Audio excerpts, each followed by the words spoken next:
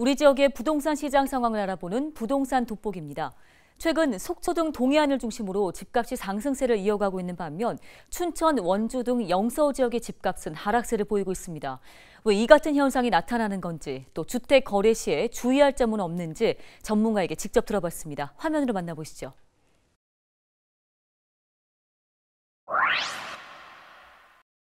그 특정 지역에 그 가격이 오르는 거는 우리 부동산적으로 봤을 때는 이제 그 광역 교통망하고 제일 상관성이 높습니다. 근데 이제 속초 같은 경우는 아마 서울 양양 고속도로가 개통된 지는 좀 몇 년 된 걸로 알고 있는데요. 그게 개통되고 나서 어떤 수도권과의 이제 접근성이 좋아져서 그런 이제 효과를 보는 측면도 있습니다. 그리고 이제 제일 아마 강원도에서 제가 알기로는 제일 수건 사업이었던 걸로 알고 있는데요. 춘천, 속초 그 철도가 지금 이제 사업이 추진되게 되어 있습니다. 그래서 그 철도가 이제 앞으로 개발이 되면은 좀 더 이제 속초 같은 경우는 가격이 오를 수 있지 않을까 이제 그런 생각을 할 수 있습니다.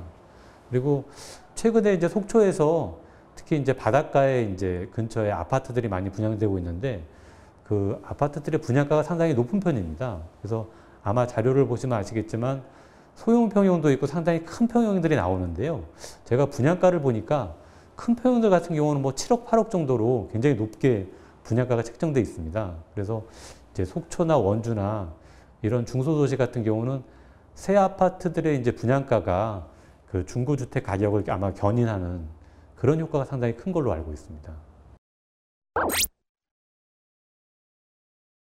사실 뭐 춘천 같은 경우는 뭐 경춘고속도로 개통이 되고 또 이제 수도권 전철이 연결되지 않습니까? 그래서 그 접근성이 개선되면서 이미 가격이 많이 올랐었고요.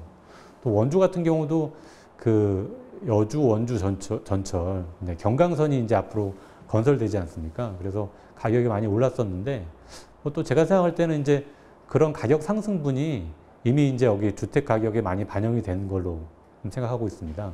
그리고 이제 제가 봤을 때는 춘천하고 원주 같은 경우는 이제 강원도의 어떤 영서 지역이긴 한데 실제적으로는 어떤 수도권 주택 시장으로 봐야 되지 않을까. 근데 수도권 주택 시장으로 지금 본다 그러면은 수도권은 아시다시피 가격이 좀 안정 추세이거든요. 그러니까 수도권하고 거의 같은 그런 흐름을 가져가고 있는 거 아닌가 그렇게 생각하고 있습니다.